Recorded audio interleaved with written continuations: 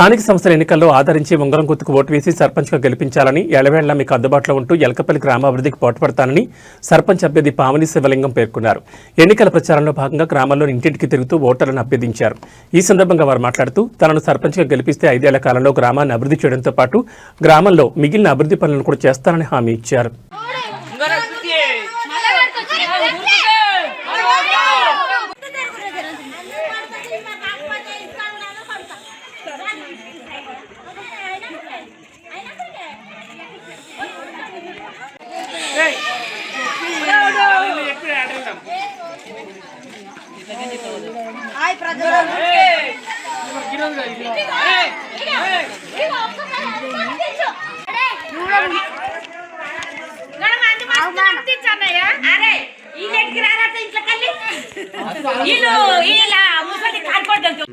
ఏకపల్లి గ్రామానికి అన్ని విధాల ముందు ఉండి అభివృద్ధి చేయగలనని ఇండిపెండెంట్గా నిలబడినా కాబట్టి నాకు అవకాశం ఇవ్వగలరని గ్రామ ప్రజలను కోరుతున్నాను.